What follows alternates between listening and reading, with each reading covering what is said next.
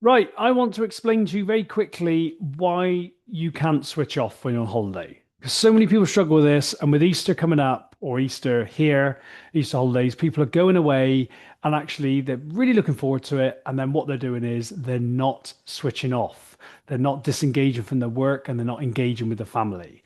And this creates disconnect. When you're going, yeah, yeah, yeah, yeah, and you're on your phone like this, going to your kids, yeah, yeah, I'll be with you in a minute, yeah. And then you're thinking about your work whilst you're with them all the time. What's happening is that is creating disconnect. And to break the habit, first of all, you've got to want to break the habit. I'm not saying you have to break the habit. You get to check your emails and be on the phone all the time. That's up to you. But just remember, we get better at what we do. So if we keep doing that, that's what we're going to get more of. That's what we're going to get better at. If we want more connection and fulfillment and sort of peace in our life, we have to adopt different habits. But to do that, we have to know why we're doing it in the first place. Because so many people go, I just can't leave it alone. I want to stop it. Now, what's happened is we got you, okay? And then we got your phone. Put that phone, there we go. Now, what is actually happening is there's your brain. This is what's happening, and this is what how the cycle goes. So what happens is your brain produces a thought because your brain is a prediction machine. And if you're thinking something could be wrong at work, something might have gone wrong, your brain that's like sounding the alarm. And then it thinks check the phone because it thinks something's gone wrong. Then what happens is that's just the alarm that we now need to solve that problem. So and we need to move. Now, what drives us to move? It's actually our feelings. So the brain sounds the alarm, and then what it does, it creates a feeling in our body.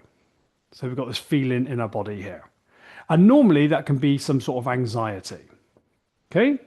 So the brain sounds the alarm, and now we have the anxiety. Now, it's what we do with that anxiety which determines how this habit evolves. What a lot of us are doing then is we think, check the phone, we feel the anxiety, and then we take action of checking the phone. And then what happens when you check the phone? That anxiety in that moment, it just stops. You check your email. Oh, everything's all right. Oh, drop the pen. You just go, oh, yeah, everything's okay. And you feel a bit better in that moment. But what happens is then it increases the desire to answer that phone even more. And what people often tell me is they just check it once or twice, maybe once or twice during the whole, and suddenly they're getting it and they're checking it every half hour. Because if they don't, they feel this anxiety.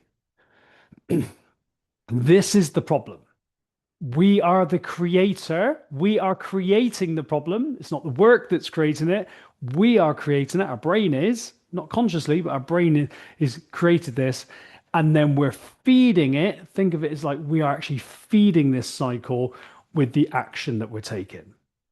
So, quite simply, what we do is we become aware of this.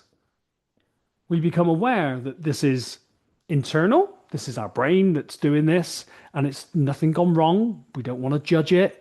We just want to become fascinated and curious with it, that this is your brain that's doing this.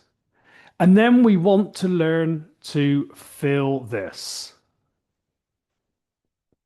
Yes, no one will want to feel the anxiety, but it's changing our response to it. If you keep responding this way, this is what happens.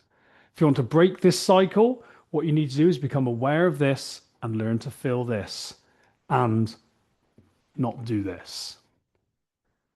And then what we do is we measure the benefits, of this, and then eventually we show our brain that actually we don't have to answer the phone. At the moment, what you're doing is you're conditioning and training yourself to do this.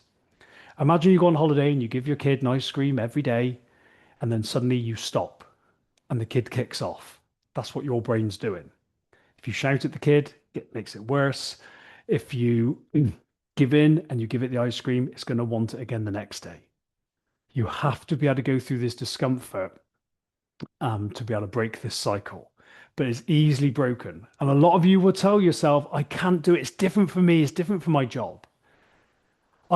If you read Dan Sullivan's book, he's an entrepreneur. His company's worth millions, and he steps away and leaves his staff to do it.